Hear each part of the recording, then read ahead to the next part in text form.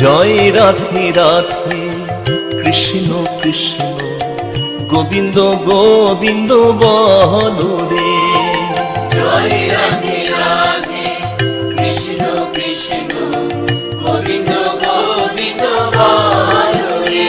রাধে গোবিন্দ গোবিন্দ গোবিন্দ গোবিন্দ গোবিন্দ গোবিন্দ গোবিন্দ গোবিন্দ দয়া নিধি নাম জপরে।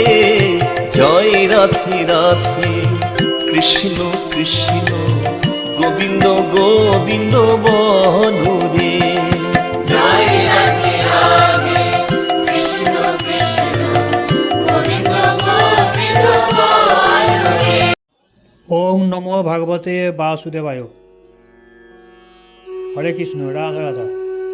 নমস্কার। আজ আমি শ্রীমদ্ ভগবদ্গীতার ত্রয়োদশ অধ্যায় প্রকৃতি পুরুষ বিবেক যোগের 19 এবং 20 নম্বর শ্লোক আপনাদের পড়ে শোনাবো। তার আগে আমার গীতা কথা চ্যানেলটি অতি অবশ্যই যেন লাইক, শেয়ার এবং সাবস্ক্রাইব করবেন।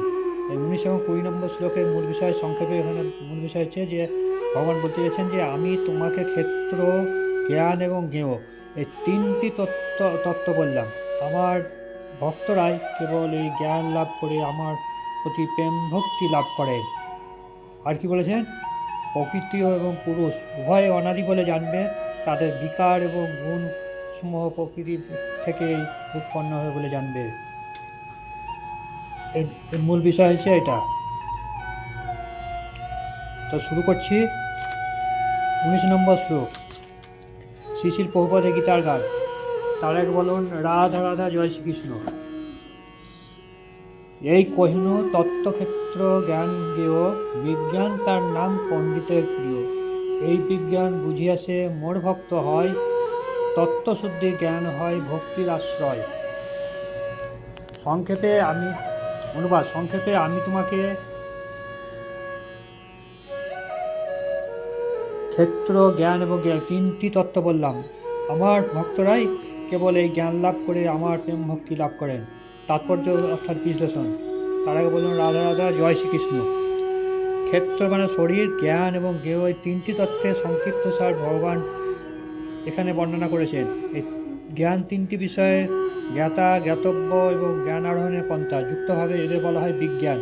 ভগবানের অনন্ত ভক্ত সরাসরিভাবে পরম তত্ত্ব উপলব্ধি করতে পারেন, কিন্তু অন্যদের পক্ষে জ্ঞান লাভ করা সম্ভব নয়।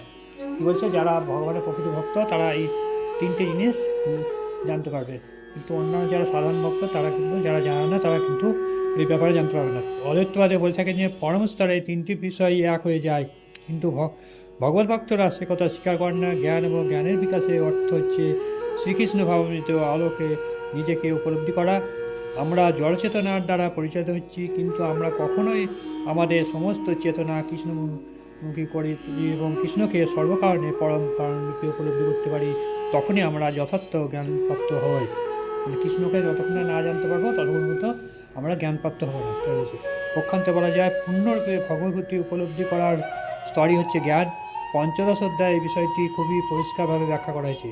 এখন আলোচনা সারসংক্ষেপে বলতে গেলে বোঝাবার চেষ্টা করতে হবে যে জড় উপাদানগুলি এবং জীবন লক্ষণে কয়েকটি অভিব্যক্তি বিশ্লেষণ করা হয়েছে। এগুলি সমন্বয়ে দেহ অর্থাৎ কর্মক্ষেত্র গঠিত হয়, আর ভগবান অর্থাৎ পরমাত্মারূপী দুই ধরনের ক্ষেত্রজ্ঞ স্বরূপ উপলব্ধি অর্জনে উপযোগী জ্ঞান আহরণের পন্থা বিবৃত হয়েছে। তারপরে পরমেশ্বর ভগবান পরমাত্মার বর্ণনা করা হয়েছে।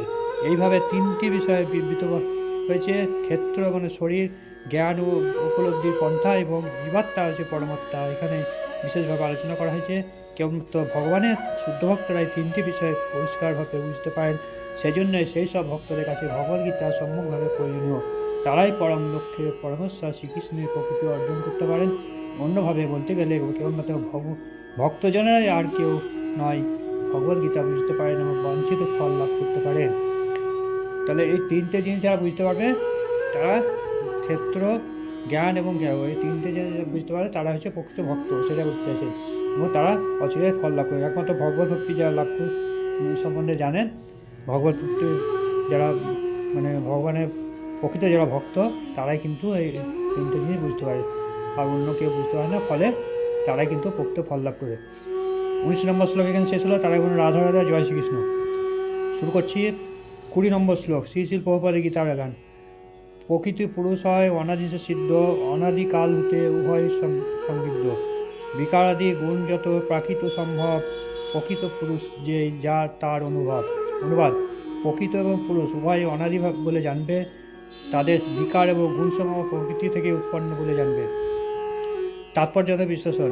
এই অধ্যায়ে বিবৃত জ্ঞানের মাধ্যমে কর্মক্ষেত্র, ক্ষেত্রজ্ঞ, জীবাত্মা, পরমাত্মা সম্বন্ধে জানা যায়। দেহ হচ্ছে কর্মক্ষেত্র এবং জড় উপাদান দিয়ে তৈরি। যিনি দেহী তিনি হচ্ছে জীবাত্মা। দেহের কর্মফলে ভোক্তা হচ্ছেন পরম পুরুষ এবং জীবাত্মা। জীবাত্মাকে বলা হয় ক্ষেত্রজ্ঞ এবং অপর ক্ষেত্রজ্ঞ হচ্ছে পরমাত্মা।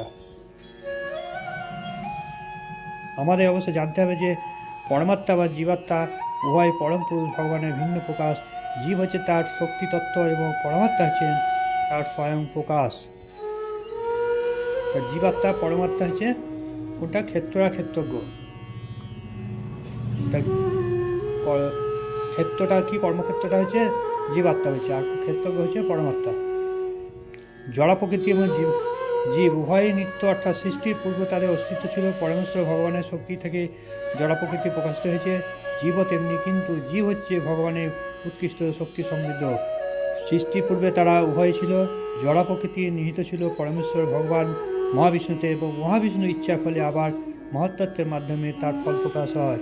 তেমনি জীবেরা তার মধ্যে আছে, কিন্তু যেহেতু তারা বদ্ধ অবস্থায় রয়েছে তাই তারা ভগবানের সেবা বিমুখ, তাই তাদের চিদাকাশে প্রবেশ করতে দেওয়া হয় না। জড় প্রকৃতির লয় হওয়ার পরেও সমস্ত জীবকে আবার জড়জগতে কর্ম করার সুযোগ দেওয়া হয়, যাতে তারা চিত্তজগতে প্রবেশ করার জন্য নিজেদের তৈরি করে নিতে পারে। সেটাই হচ্ছে জড় প্রকৃতি, জড় সৃষ্টির রহস্য। প্রকৃতপক্ষে জীব হচ্ছে ভগবানের বিভিন্ন চেতন অংশ, কিন্তু তার বিদ্বেষসুলভ প্রকৃতির জন্য সে জড় প্রকৃতিতে আবদ্ধ হয়ে পড়েছে। ভগবানের উৎকৃষ্ট শক্তিজাত এই সমস্ত জীব যে কেন এবং কীভাবে জড়জগতের সংস্পর্শে এলো তা নিয়ে মাথা ঘামাবার কোনো প্রয়োজন নয়, কিন্তু পরম পুরুষোত্তম ভগবান অবশ্যই জানেন যে কেন এবং কীভাবে তা ঘটলো। শাস্ত্রে ভগবান বলেছেন, যারা জড়জগতের প্রতি আকৃষ্ট, জীবন ধারণের জন্য তাদের কঠোর সংগ্রাম করতে হয়। কিন্তু এই শ্লোকের মধ্যে আমাদের নিশ্চিতভাবে জানা উচিত যে জড় প্রকৃতির 3টে গুণের প্রভাবে যে সমস্ত পরিবর্তন হচ্ছে তা সবই জড় প্রকৃতির দ্বারা পরিচালিত। জীবের সমস্ত রূপান্তর, বৈচিত্র্য সবই দৈহিক। আত্মার পরিপ্রেক্ষিতে সমস্ত জীবই একরকম। 20 নম্বর শ্লোক এখানে শেষ হলো। তার আগে বলুন রাধা রাধা জয় শ্রীকৃষ্ণ। নমস্কার। আমার গীতা পাঠ আপনার কেমন লাগলো অতি অবশ্যই লাইক, শেয়ার এবং সাবস্ক্রাইব। লাইক করতে কেউ ভুলবেন না। এখানে শেষ করছি।